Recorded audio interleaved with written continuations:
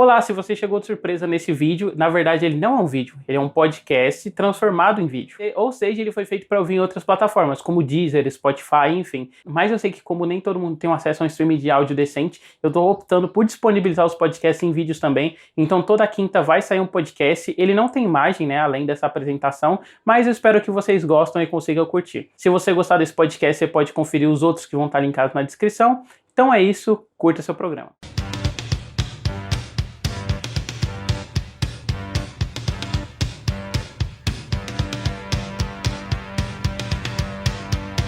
Olá, bem-vindos ao Pinguim Dançarino, seu podcast semanal voltado para discutir a animação e seus aspectos linguísticos. E hoje a gente vai falar sobre Bob Cuspe, Nós Não Gostamos de Gente, né? Mas antes de falar sobre o filme, esse filme que é uma grande viagem, Diego, eu queria perguntar para os nossos convidados, né? O Diego, que é um ex-membro aí do Pinguim Dançarino, né? Que foi exonerado dos afazeres eclesiásticos dele. Que é isso? E para Marina, que está participando pela primeira vez hoje aqui com a gente. Quais são os seus filmes ou séries favoritos, que elas são meio que essas grandes viagens de ego, assim, na cabeça de autores? Nossa, isso é tão difícil pensar assim. Eu acho que eu citaria alguns filmes do Woody Allen, porque é um diretor que eu vi muito quando eu era adolescente. E eu acho que quando a gente fala de ego e de percepção própria, assim, eu acho que o Woody Allen é um nome que me vem muito na cabeça. Tanto a relação dele com a vida, né, com a morte, assim, eu acho que Annie Hall é um grande exemplo que dá pra citar dentro disso, assim, porque eu acho que ali dentro ele mistura toda a percepção que ele tem da vida dele, desde de quando ele percebeu que um dia ele ia morrer, e aí não tudo que ele faria depois seria muito inútil, assim, mas ainda assim ele sempre foi uma pessoa que carrega essa imagem muito autoral, assim, e de muita reflexão pessoal, mesmo assim, de uma maneira de inflar um ego masculino dele, né? Isso é muito perceptível, acho que, se não em todos os filmes, na maioria. Eu acho que é um bom autor, assim, de obras que dá pra citar dentro disso. Totalmente. Até porque os filmes dele, né, eu acho que inclusive alguns autores modernos, tipo o Charlie Kaufman, ele tem muito esse lado também do Woody Allen, né, que é trazer esses elementos próprios da vida dele, ao mesmo tempo que, tipo, é muito em torno de um teor autodepreciativo, né, é meio que olhar pra própria vida com um sentido ridículo, uma pessoa assim. Que tá sempre esperando o dia da morte, assim, praticamente, sim, né, então sim. ele sempre lida com essa questão de, tipo, por que eu vou amar, por que eu vou me dedicar a uma pessoa, ao trabalho, se amanhã eu posso acordar morto, é meio assim. Olha, David, assim, tem vários exemplos, como a Marina falou, assim. Um que eu gosto muito, eu amo, né, é o Orson Welles, né, e tem um filme dele que chama F for Fake, que é que chama Verdades e Mentiras, que é um filme documentário, é um ensaio, assim, que usa uma história, um fiapo de uma história, só para ir desenvolvendo as impressões dele e de várias pessoas sobre a arte, sabe, assim, de como a arte mexe com a vida de alguém, sabe, aí ele percorre vários gêneros e estilos e começa a falar do próprio papel dele como artista, sabe, isso me fascina muito, sabe, assim, e de como, que inclusive é uma coisa que tem num filme que eu sei que você ama também, que é o Novo Pesadelo, né, do Wes Craven, né, que também é um filme que o autor se coloca dentro do filme para falar de sua própria obra, mas brincar com a iconografia específica daquela obra num ritmo de sonho mesmo, assim, de como se a arte, o fazer artístico, fosse um grande sonho, sabe, assim, fosse uma grande fantasia, que é uma coisa que tem muito nas obras do Lynch também, né, o Mulholland Drive, eu acho que é o filme que ele vai mais às alturas com isso, assim, o Mulholland Drive é o filme que eu acho que ele vai mais às alturas com isso, sabe, como ele vai desenvolvendo isso e de como ele fica nesse limite do sonho e da realidade e da ensinação constante, né? De você saber que algo está sendo encenado naquele filme, o mistério da ensinação, para onde vai a ensinação. é uma coisa que eu acho que a terceira temporada do Twin Peaks faz de forma formidável também. Inclusive, o exemplo que eu tô trazendo aqui hoje, que é A Casa que Jack Construiu, é de um autor que, apesar de ele ser muito egocêntrico, né, que é o Lars von Trier, eu gosto de olhar, tipo, ele meio que como diferente, que é, na verdade, esse tipo de viagem de ego, né, pela primeira vez, assim, dentro da cabeça do próprio autor, né, e da obra, né, porque parece que, tipo, os outros filmes do Lars von Trier, ele tem um teor meio austero e grotesco, sabe? Ele meio que sempre olha através de um olhar de um terceiro, assim.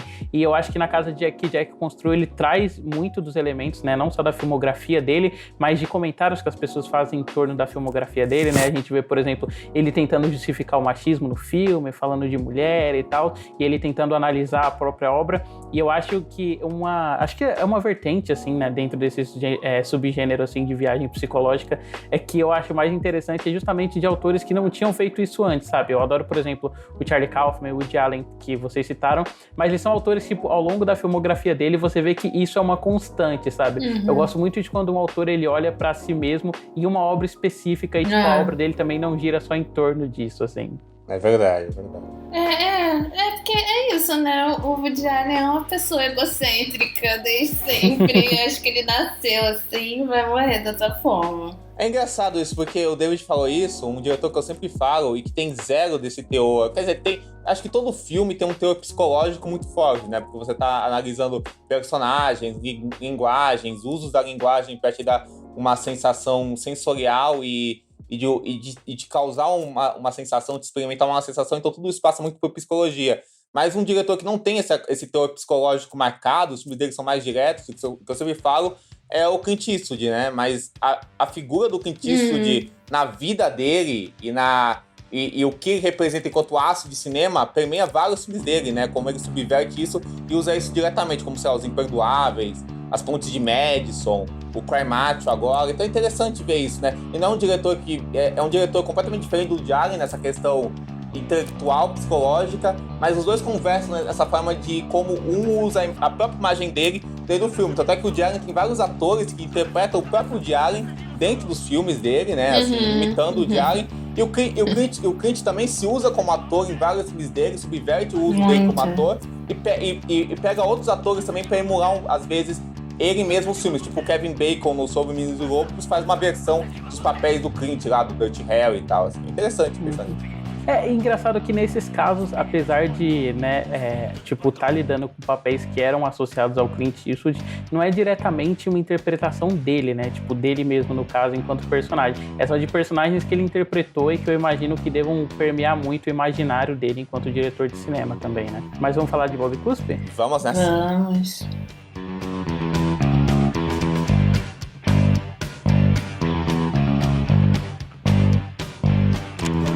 Not dead. Eu vou matar o Bob Cuspe aqui. Então, como eu comentei mais cedo, né, eu tô aqui com o Diego Quaglia, que vocês já conhecem, tem o canal Fiz Cinema, escreve para diversos sites aí, SiriusCast, entre outros. E eu tô aqui também com a Marina. Fala um pouco pra gente, Marina, qual que é o seu trabalho? Bom, eu trabalho com produção audiovisual, mais focado na questão de leis de incentivo, e regulamentação. E na internet eu tenho um projeto chamado Simplificando Cinema, que eu criei justamente para ser focado em tentar simplificar todos esses termos mais difíceis do mercado audiovisual, das burocracias, para que as pessoas começassem a perceber a importância das leis de incentivo, das regulamentações e o impacto que isso tem na produção audiovisual de um país, né, diretamente na economia. E eu escrevo atualmente, iniciei uma coluna no Cinema em Cena, escrevo para o Cinemação e para o Cineplot também, onde eu compartilho esse espaço com o meu querido amigo Diego, que está entre nós aqui. E é isso, tô sempre no Twitter, ou pistolando muito, ou dando notícias do mercado ao redor do mundo. E o filme que a gente vai comentar hoje, né, ele é produzido pela Koala Filmes, ele é baseado também no quadrinho homônimo, né, do Angeli, que é um quadrinista muito conhecido aí no meio independente brasileiro. Ele é um filme que ele mescla, né, esse formato de documentário com stop motion, inclusive curioso, né, que tanto ele quanto o Flea, que é um outro filme que a gente fez podcast recentemente, saíram no mesmo ano, né, eles têm essa proposta de ser essa mescla do documentário com o estilo de animação, no caso do Flea com a animação tradicional e aqui no caso Bob Cuspe com stop motion, né, e ele passou recentemente por um processo de crowdfunding, né. Quer explicar pra gente, Marina, o que é crowdfunding? O crowdfunding é o famoso financiamento coletivo, né? Quando você usa de uma plataforma online para tentar angariar fundos para algum objetivo. E aí você pode fazer isso voltado para filmes. Geralmente universitários usam bastante para tentarem captar recursos para fazer os filmes do TCC ou filmes diversos durante a faculdade. Você pode arrecadar fundos para uma ONG, para lançamento de livros, podcasts, etc. Enfim, o crowdfunding ele é um universo muito expandido de possibilidades da captação de recursos. E geralmente, né, você dentro do crowdfunding, você chama a atenção do seu apoiador, da sua apoiadora, através de recompensas, né? Então você estipula uma meta ali e fala, quem apoiar com R$10 vai ganhar agradecimentos nos créditos, quem apoiar com 50 vai ganhar uma eco bag, mas não sei o que, do filme. E aí isso torna um incentivo para a pessoa poder apoiar, né? E o financiamento coletivo, ele vem ficando cada vez mais famoso entre grandes artistas do nosso país, por conta da desatenção do nosso querido governo atual, que não dá mais nenhum tipo de incentivo para esses filmes, esses artistas. Antes do Angeli, a gente teve o caso da Bárbara Paz, que também tentou fazer uma vaquinha, né, online, também desse modo, assim, financiamento coletivo, para tentar levar o filme para uma campanha internacional na temporada de premiação. Então são, assim, pessoas que todo mundo sempre ouviu falar, né? E passando por todo esse perrengue agora. Mas o crowdfunding ele é super importante para artistas independentes, que é o caso do Angeli, mas artistas muito mais independentes, né? Tem muitos trabalhos que acabam podendo ser realizados somente por conta de existir um financiamento coletivo. E muito parecido, né, com o processo que a Bárbara Paz passou para fazer com o Babenco, né, o Bob Cuspe ele também passou, porque recentemente ele estava muito cotado, assim, para ser um dos pré-indicados para o Oscar, né, ainda não saiu a seleção oficial, então a gente não sabe se no fim ele conseguiu ou não, né, mas em breve vamos saber. E a direção do filme ela é do César Cabral, né, que já fez outros trabalhos relacionados a um quadrinho do Angeli, que é o Dossiê Rebordosa, né, que esse eu não consegui ver, assim, a tempo do podcast, mas eu vi o outro curta dele, né, que é A Tempestade, que é bem interessante, assim, é meio que sobre um homem, ele tá perdido num navio e ele tá tentando assumir o controle, mas forças externas aí eles parecem arrastar ele cada vez mais, assim, pra onde ele não quer, sabe? É legal que o design de produção brinca bastante, assim, com a iconografia do Inferno de Dante, então remete muito a isso, mas o Dossiê Rebordosa, algum de vocês viu? Eu vi, David, eu vi hoje, inclusive, um pouco antes da nossa gravação para me preparar, e ele basicamente é um prelúdio, né, é uma coisa meio prévia do Bob Cuspe, tipo assim, sabe, um filme que já prevê o que o Bob Cuspe vai fazer, porque o estilo de animação dele com storyboard, ele vai num estilo mais cartunesco, que foge um pouco do realismo que o Bob Cuspe tem um pouco nas partes com o Angeli, né, um certo realismo, uma coisa mais sóbria. Ele vai num estilo de animação mais redondo e mais cartunesco, só que ele segue a mesma linha do mockumentary, do documentário falso, essa coisa de traçar uma linha entre a realidade da vida do Angeli como autor e os reflexos dele psicológicos enquanto autor e as obras dele, né? Então ele trata a morte da Rebordosa ter morrido na ficção como um caso de assassinato e uma investigação de assassinato, né? Então é quase tipo um Cidadão Kane nesse sentido, sabe assim? De se investigando o assassinato da Rebordosa, enquanto você vai entrevistando figuras da vida do Angeli, dos pesados do Angeli. É bem legal, é bem divertido. E a gente já citou o Angeli, né? Eu queria saber sobre o que é o Bob Cuspe no fim das contas. Faz a sinopse pra gente, Marina. Bom, ele é um filme que fala muito sobre a crise autoral do Angeli, né? Então é como se fosse um filme biográfico dele, né? Acho que a gente pode dizer que é isso, um pouco. E em alguns momentos parece que é como se o artista tivesse chegado num ponto final de carreira e não sabe mais se reinventar, né? Tanto que tem alguns momentos que ele encontra com outros cartunistas que sempre foram amigos dele e começaram ali junto com ele, né? Então ele é meio assim, né? Como se tivesse chego no juízo final e ele tivesse que prestar contas do trabalho que ele fez até ali. E eu acho interessante, né, que a gente já começa comentando assim o design de produção, né? A gente já comentou que ele é um filme feito stop motion e tal, mas eu acho muito legal assim como ele consegue elaborar os diferentes cenários também. A parte do Bob Cuspe, ela parece muito uma coisa meio tirada do Mad Max e por mais que isso pareça só um elemento normal assim de filme genérico pós-apocalíptico, né?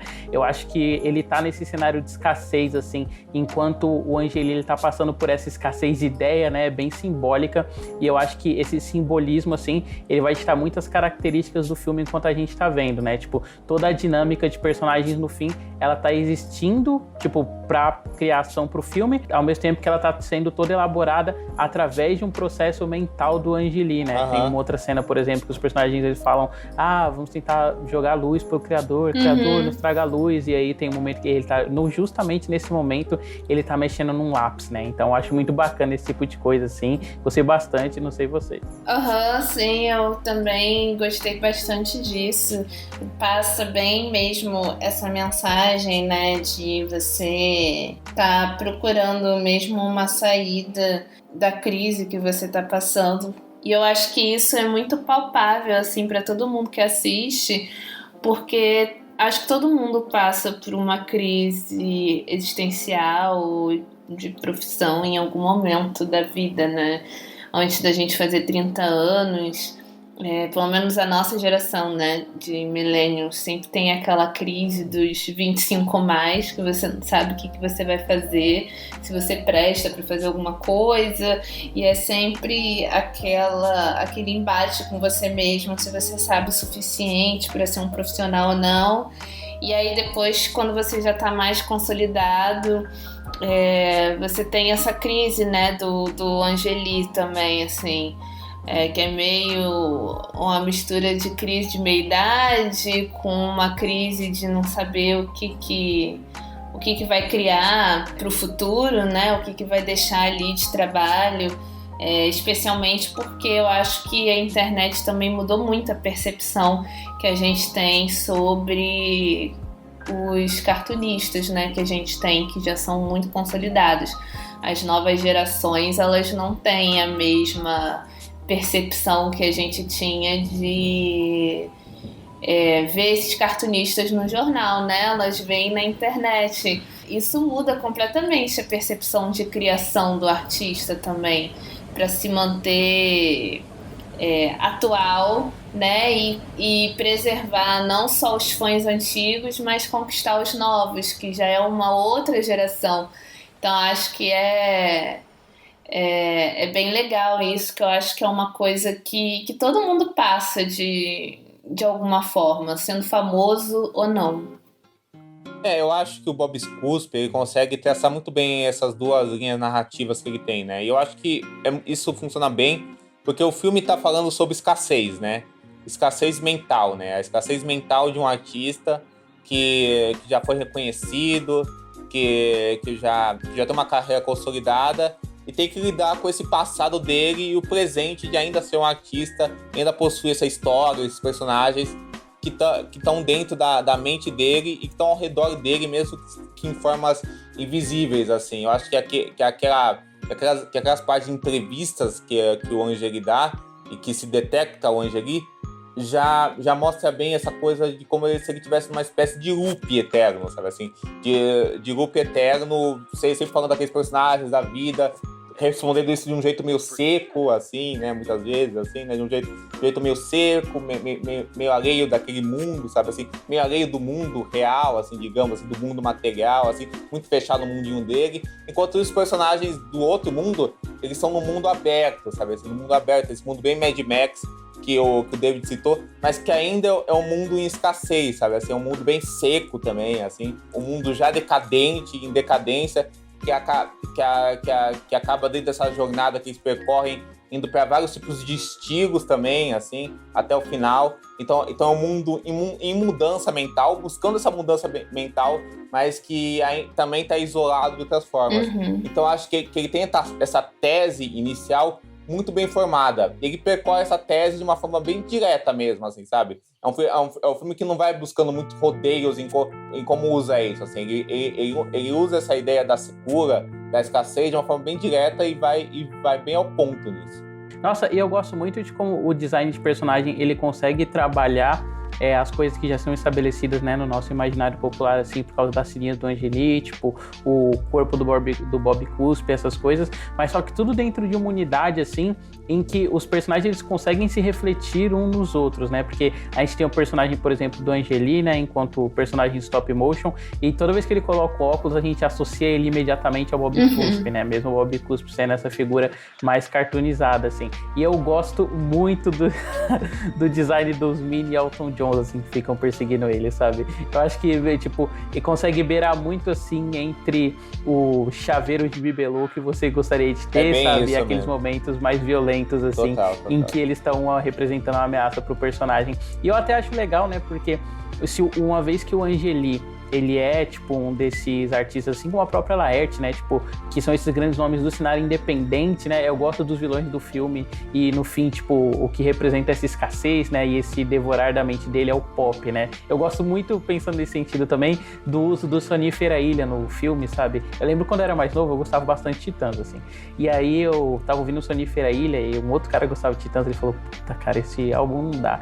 Por quê? Aí ele, cara, porque essa é Sonífera Ilha e é do Titãs, sabe? Que tem um álbum chamado Jesus Banguela na Terra do País Sem Dentes. Então essa música não dá.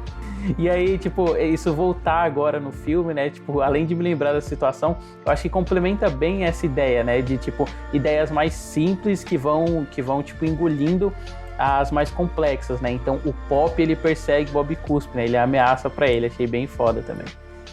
E aí, o que vocês acharam do uso desses elementos? Eu acho que combina bastante até mesmo com o próprio trabalho do Angeli ao longo da vida, assim.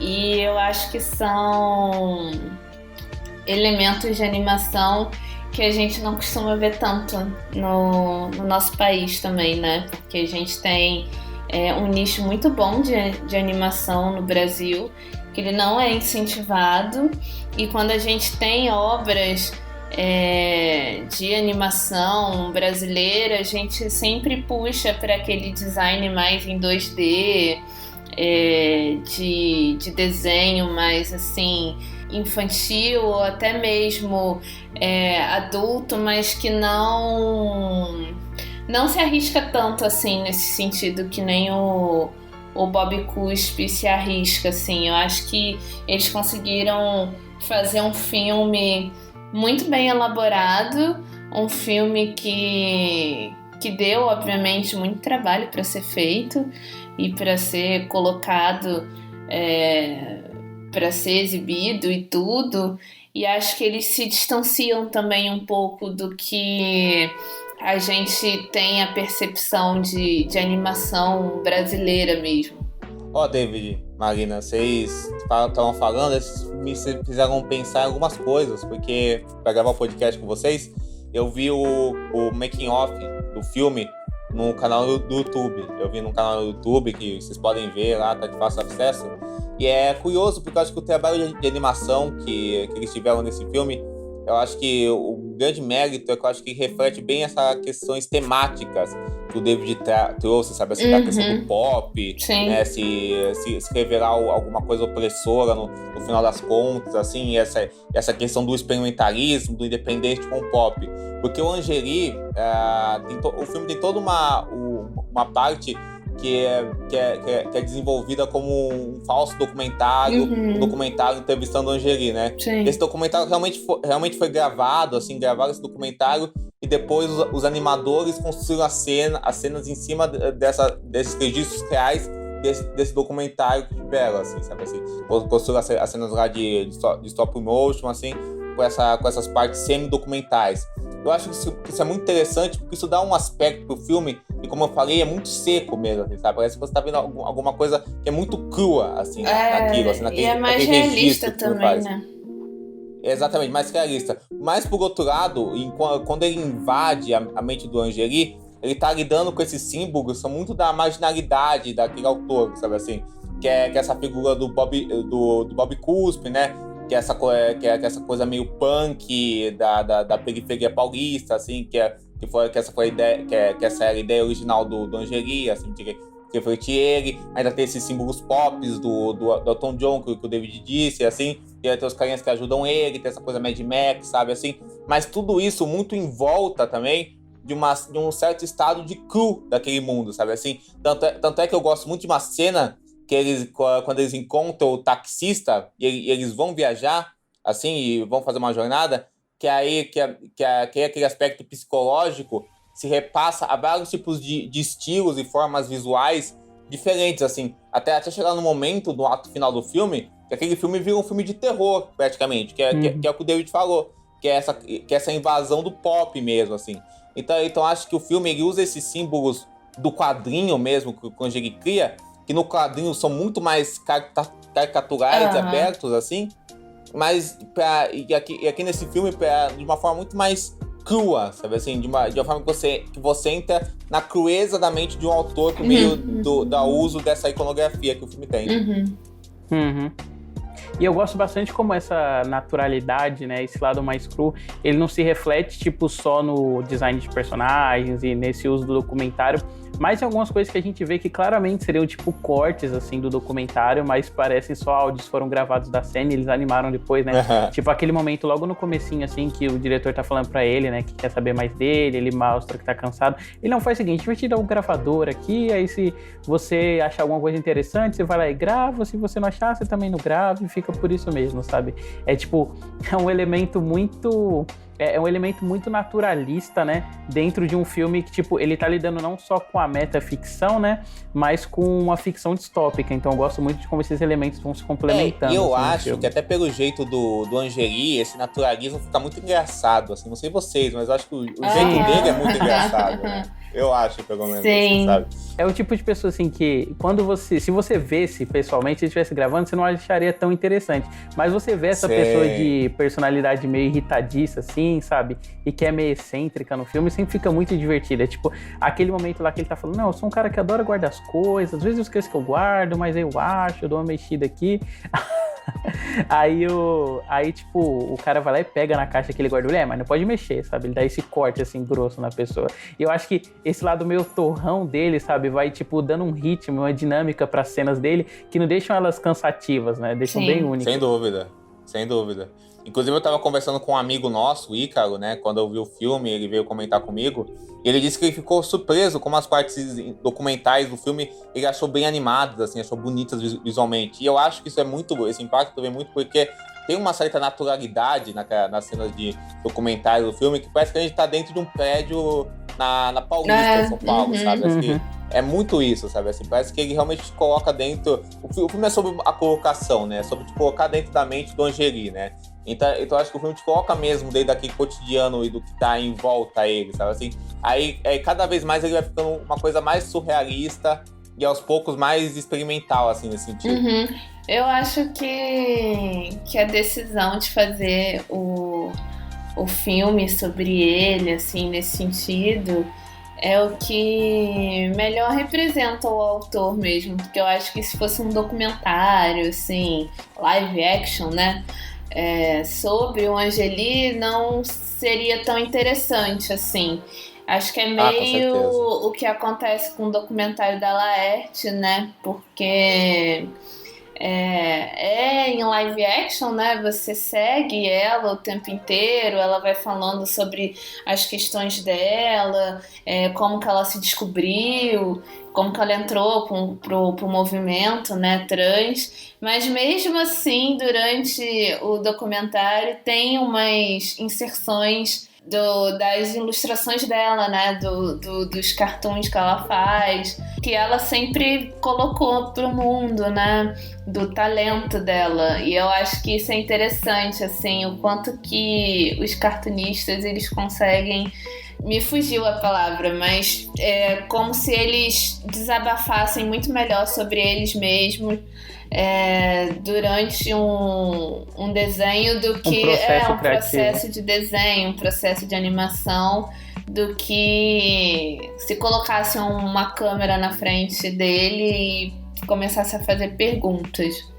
Sim, é verdade. É porque eu acho também que, tipo, no fim, todos os cartunistas, né, o que eles fazem são meio que uns processos de radicalização, né, ou de aumento da realidade. E aí, a partir do momento que você limita isso dentro da realidade material do filme, né, que é só câmera e pessoa lidando, eu acho que não combina muito, assim, sabe, tanto com a obra, né, às vezes tanto quanto o tom, assim. Por exemplo, por mais que o da Laerte, ela seja um documentário que seja mais ancorado no mundano, né, na rotina dela, eu acho bacana, tipo, ter essas inserções justamente para contrastar, sabe? Porque no fim, ela não é só aquilo, o trabalho dela se estende para além do mundo físico dela. Eu acho que isso pega ainda mais forte aqui no do Angeli, né? Não só por estar lidando com o stop motion, mas pelo jeito que ele vai escalonando mesmo. Acho que agora é meio inevitável que a gente fale do filme assim, por pedaços, né? E eu acho que eu dividi em 3 partes aqui que eu acho que representam bem como o filme funciona.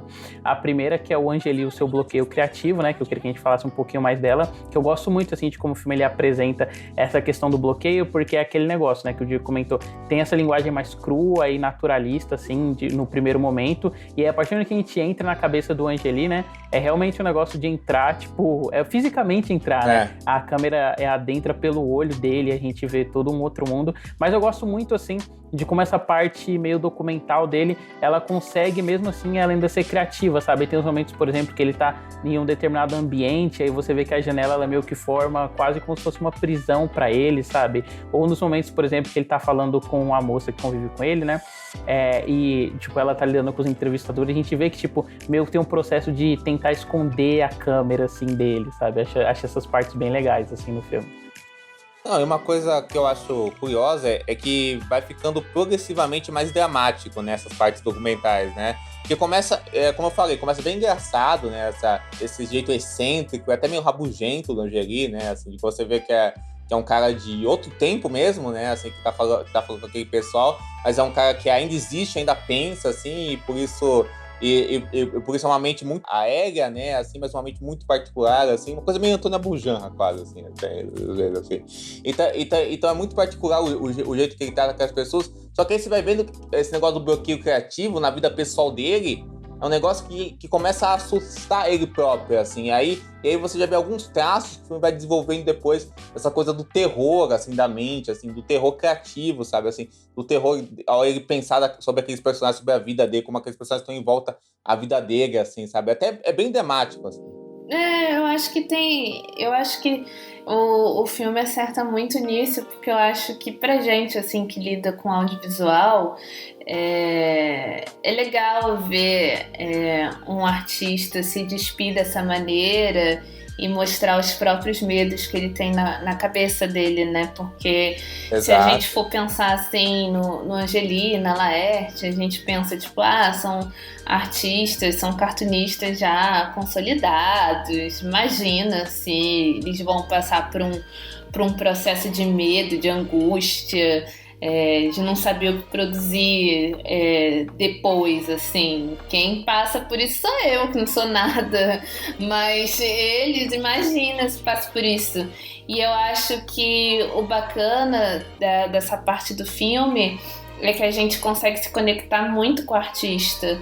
E começa a perceber que, tipo, não, todo mundo é passível de passar por uma crise autoral, uma crise profissional, de às vezes até mesmo não se reconhecer naquilo ali que tá fazendo, ou ter dúvidas do que vai fazer depois, porque é meio isso, né? O mundo já tá tão merda, assim, eu vou fazer um trabalho sobre o que agora, assim? O que eu posso falar que não...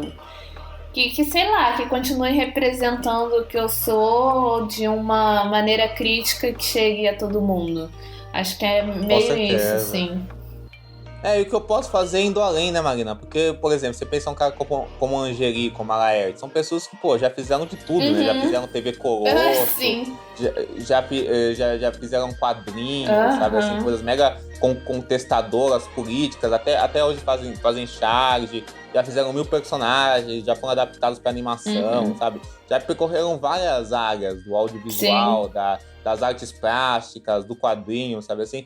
E aí você pensa o que mais fazer, por que continuar? Eu acho que o filme pega esses debates artísticos, assim, e consegue construir eles de uma forma bem, assim, bem suave, e assim, mas bem forte, assim, bem natural, assim. Eu tô usando muito a palavra natural, porque é o naturalismo que permeia esse filme, né, assim. Eu acho que ele consegue passar isso de um jeito bem fluido mesmo, assim, de como esses debates se misturam dentro da cabeça dele próprio, assim, naquele cercadinho pequeno que é aquele apartamento. E aí esse micro vai pro macro, que é aquele mundo, assim, essas questões criativas, assim, porque também tem uma questão de você ficar refém dos seus personagens que você cria, né? Aqueles personagens se tornam coisas que vão pro mundo. Muitas vezes eles criam vida própria, mas a vida própria deles cerca você também, né? E aí você fica refém daqueles personagens, né? Quantos autores, artistas que a gente vê que ficam reféns, podem fazer 1000 coisas, mas ficam reféns de personagens, de filmes, de livros, de séries que já fizeram antes, assim, sabe, assim, de músicas, assim, é bem desgastante, né? Eu acho que a própria figura do Angeli vai mostrando esse desgaste com o passar do filme. Era o que eu ia mencionar, inclusive, né? Essa parte do desgaste dele e o quanto é interessante pra gente, espectador, né? Porque o filme, ele nunca faz com que a gente sinta esse desgaste em termos do ritmo do filme, né? Mas faz que a gente sinta o tempo todo, assim, o quanto aquilo tá pesando pra ele, né? E o quanto esse processo dele é desgastante. O processo dele, no fim, é tão desgastante, né? Que vai pra aquela coisa que a Marina comentou mais cedo aí, quando a gente tá falando do Woody Allen, né? Que é a questão da morte. E ele traz a morte ao invés dele mesmo, né, pros personagens. Então, dá a entender, né, que ele mata uma parte dele mesmo com os personagens e assim ele consegue, tipo, fazer outras coisas, né? O que ele fez com a Rebordosa, que é uma coisa que permeia muito o filme, e é o que ele tenta fazer com o Bob Cuspe aqui no filme também, que eu acho que é um negócio bem bacana e que já leva a gente pra segunda parte do filme, né, que é a parte do road trip, assim, dos personagens, né? Eu comentei mais cedo como o filme tem essa estrutura meio Mad Max, assim, visualmente, né? E o desgaste que em Mad Max é físico, né, e tá representando toda a estrutura política daquele mundo. Em Bob Cuspe tá representando a mente do Angeli, né, essa questão de ego dele e os dilemas dele de lidar com os personagens e tal. Mas a partir disso, né, os personagens entram numa busca pelo criador, né? Eu acho essa parte do filme bem legal, não só porque a gente consegue revisitar outros personagens recorrentes do Angeli, né, tipo o taxista e tal, mas porque consegue construir, tipo, um mundo à parte em qual cada pedaço do mundo é uma expressão de como o Angeli enxerga um aspecto, né, dos personagens dele. E eu acho muito legal, principalmente quando ele encontra lá, né, com o cara que ele é meio que um profeta, e eu gosto muito dos paralelos que ele faz do quadrinho dele meio que no mundo dos personagens ser essa coisa meio bíblica, né? Apesar de ser meio batido, assim, eu acho que a construção é muito bacana, porque a partir do momento que as ideias elas são escassas, né? O mundo vai ficando escasso, então cabe aos personagens revisitar o passado para tentar construir uma coisa nova, sabe? Acho muito legal essa parte do road trip, principalmente também aquele pedaço, né? Que o filme dá uma viajada e faz aquela... recria, né? Acho que todo bom filme de animação, ele recria aquela cena de 2001, né? Que o personagem, ele faz o salto quântico, né? Com a nave. Só que aqui num salto mental, e aí a gente vê, tipo, as barreiras da ficção se alargando, né? Sai do stop motion, entra a animação 2D e vai pra aquela viagenzinha psicodélica, assim, que é bem bacana também.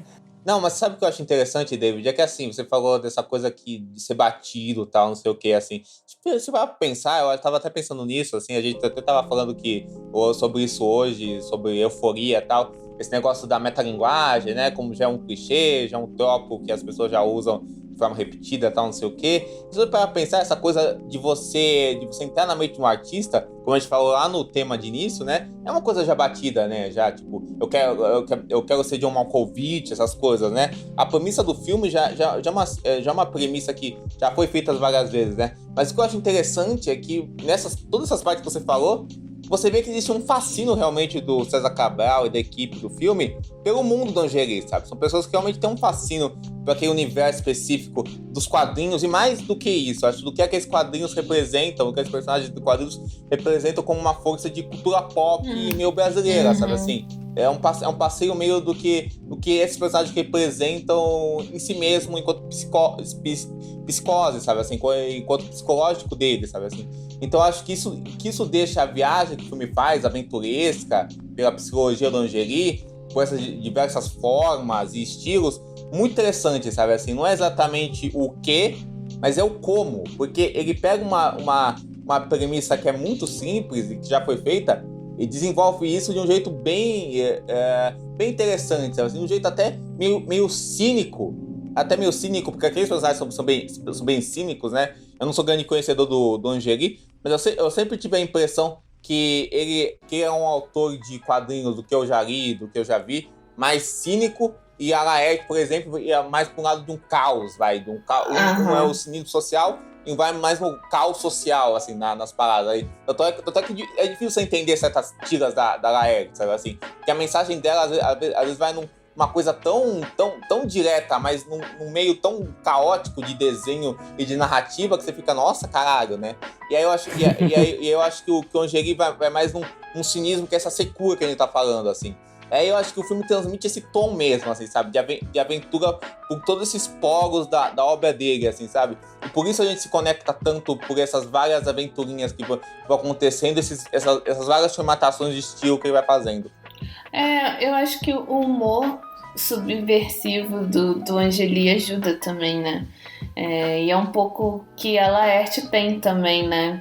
E eu ia falar mais ou menos isso que o Diego falou, e ia complementar essa parte do filme, assim, pra mim, acho que causa uma nostalgia, assim, muito puxada pelo próprio diretor do filme. Acho que isso é muito intencional. Mas combina muito com o tempo que a gente está vivendo, né? Porque a gente está vivendo um retrocesso político enorme, em que figuras como Angeli e a Laerte, se o Bolsonaro pudesse, não existiriam mais, né? Então é muito interessante que esse filme surja também nesse momento em que você está resgatando uma contracultura que existiu muito forte no passado e que agora você precisa, de alguma maneira, ressignificar isso de novo, porque a gente está tentando buscar um elo com a democracia que a gente perdeu. E o Angeli e a Laerte, eu acho que são dois artistas que a gente tem que desempenham muito bem esse trabalho, de ser crítico, de ter esse humor mais diferenciado, mais subversivo, de ter essa veia assim, crítica que eles não perdem, né? Então eu acho que o filme também vem num momento muito único, assim, tipo, tinha que ser agora pra fazer esse filme, sabe? Não, com certeza. Eu acho legal que o filme celebra essa contracultura, assim, celebra esse papel político, tipo assim, é um registro da história do que as obras daquele artista e do que faz parte delas representa para um país e para alguém, mas também ele humaniza psicologicamente o que é ser um artista, né? O que é ser essa figura também, o que é a obra dessas pessoas, né? Ao mesmo tempo que ele celebra essa viagem por essa obra, assim, essa viagem metafórica e surrealista, né? Nos desenhos, na narrativa, ele também humaniza ela, assim, e olha para aquele homem como ele é, né? Como hoje ele é. Um humano, né? Um humano como todos nós, com seus próprios conflitos e questões psicológicas. Sim. E aí eu acho que isso leva a gente à terceira parte do filme, né, que é a conclusão. E o Diego citou mais cedo os elementos de terror, né, e eu gosto muito, assim, de como o filme conclui, porque ele vai pra essa coisa meio que de um terror psicológico, assim, né, em relação ao Bob Cuspe procurando o criador, ele sendo perseguido lá pelos mini Elton Johns.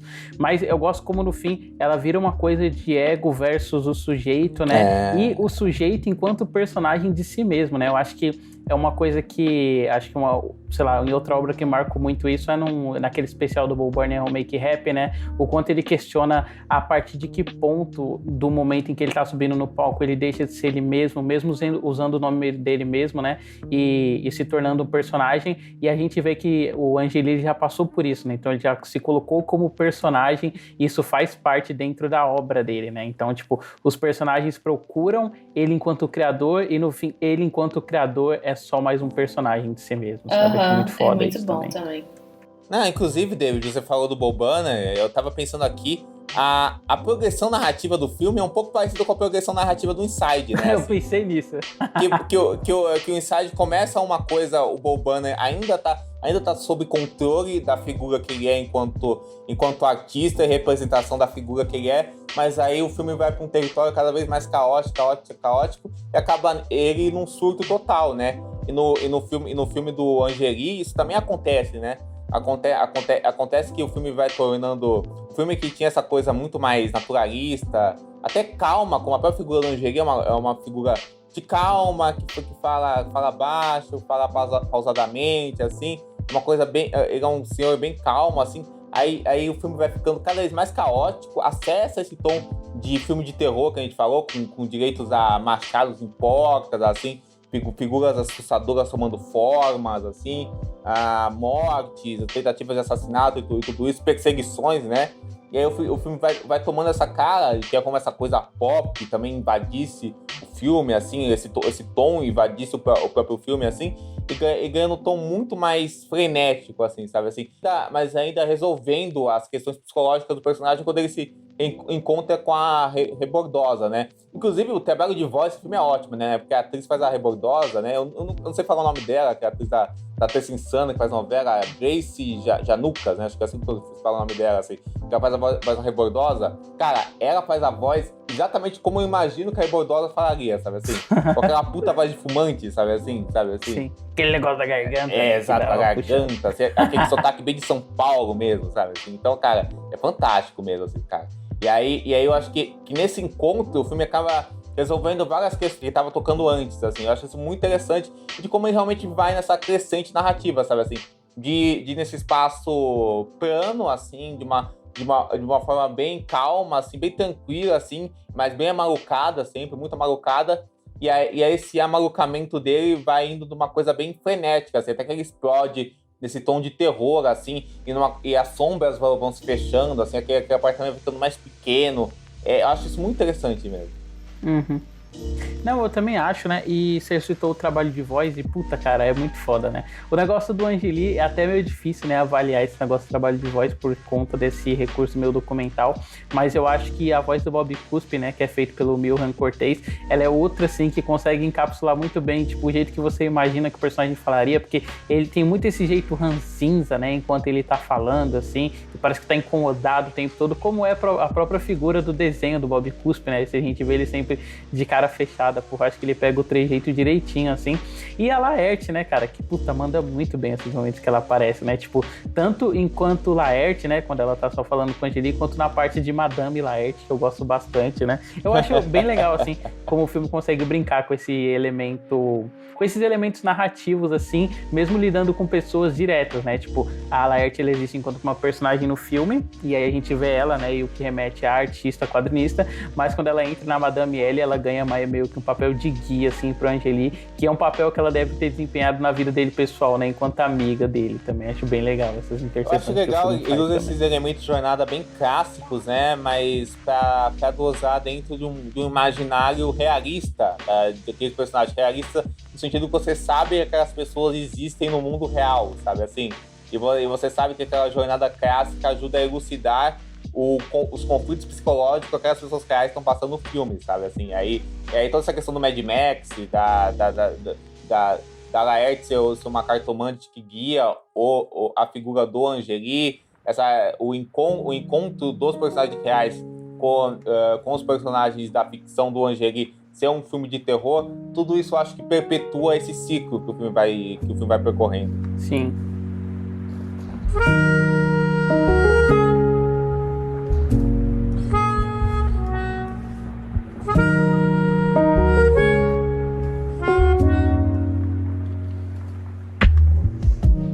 E eu acho que, né, pra fechar, acho que a gente pode falar que o que cada um leu, assim, do filme, porque pra mim, eu acho que como esse é um filme que ele lida muito, assim, com essa coisa processual, né, do Angeli enquanto artista e tal, e esse processo dele, ele é meio que, ele é quase destruidor, ele é literalmente destruidor, né, porque ele tá matando os personagens. Eu acho que aqui ele acaba encontrando um outro negócio, né, e o filme, tipo, pro final, ele, por mais que ele caminhe pra fechar com a agressividade da frase do Bob Cuspe, né, e o Cuspe ele descendo entre os prédios, no fim ele meio que foi sobre uma reconciliação, né, porque se antes ele assassinava e usava da violência fictícia para com os personagens dele, né, com a Rebordosa e com o Bob Cuspe, no fim ele já se entendeu enquanto personagem, que ele tá só tomando, ele tá só bebendo com ela na banheira, né, e aí tipo o filme termina nesse tom assim, porra, eu gostei muito, não sei o que vocês acharam assim do final.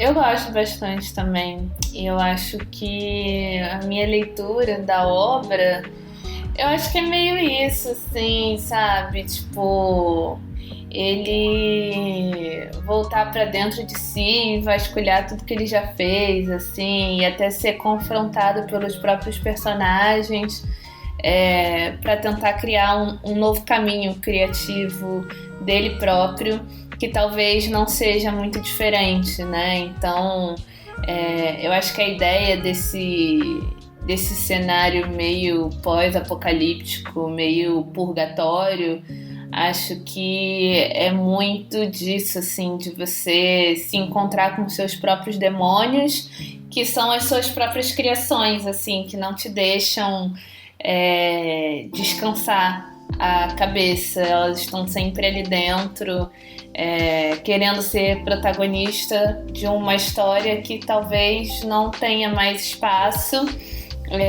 e você é confrontado também todo o tempo daquela coisa de nossa, eu vivi tanto tempo desenhando esses personagens que pra mim agora eles são a minha própria vida, e você meio que perde essa linha tênue, né, que a gente tem entre a ficção que a gente cria enquanto artista, né, enquanto produtor, enquanto pessoa que lida com audiovisual, e você enquanto pessoa mesmo, né, pessoa física, pessoa no off, assim, quem é você para sua família, para seus amigos, porque querendo ou não, nós temos duas personas dentro da gente, né? Isso é inevitável, que elas vão se conectar em algum momento,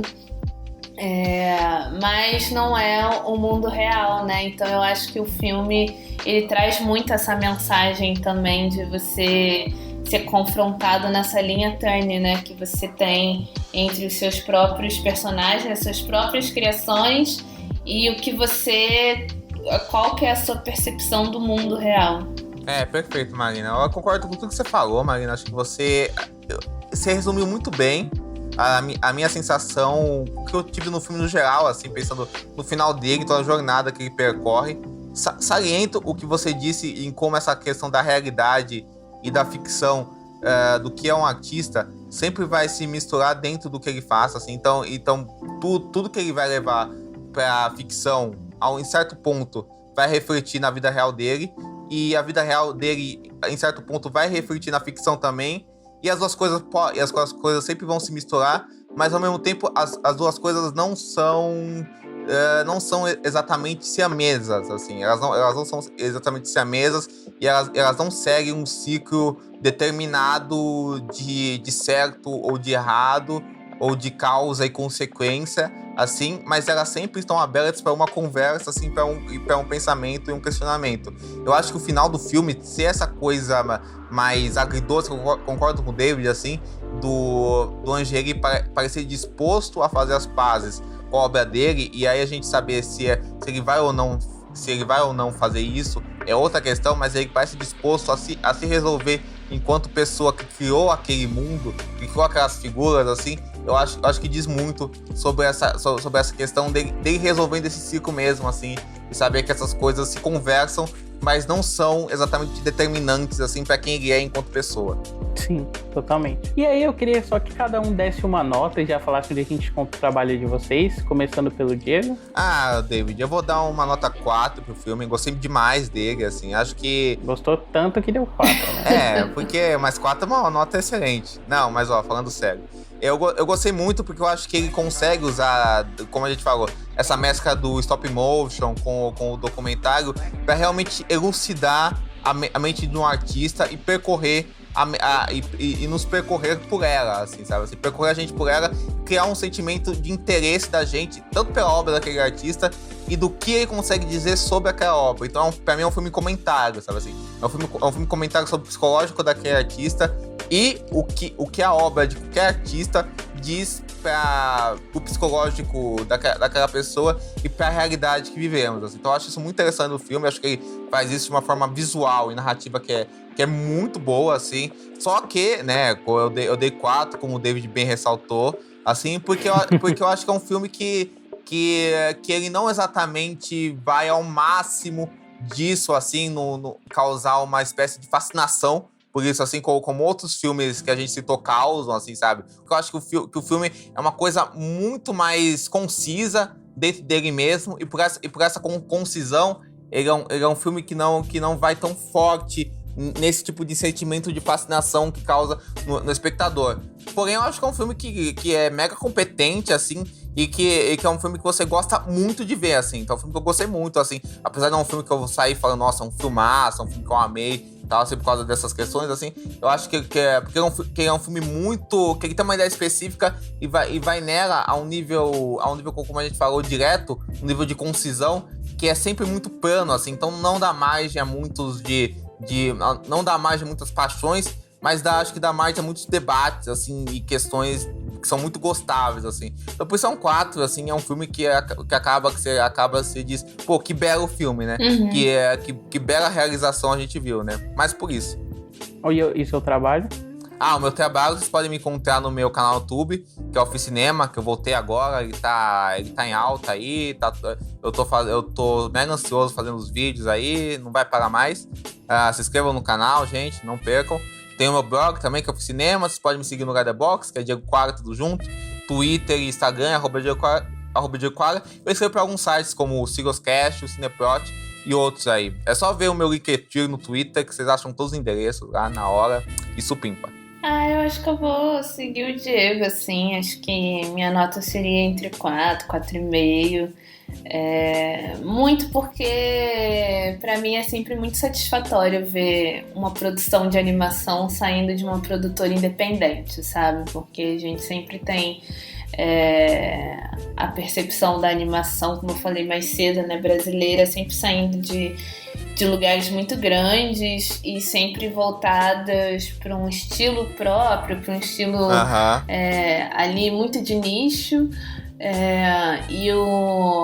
Acho que o Koala Filmes nessa produção acho que consegue inovar bastante e dar uma outra cara para a animação brasileira, que infelizmente é um setor do nosso audiovisual que não é tão considerado assim, e deveria, porque a gente tem autores e pessoas muito competentes para fazer isso, e acho que deveria ser muito mais incentivado.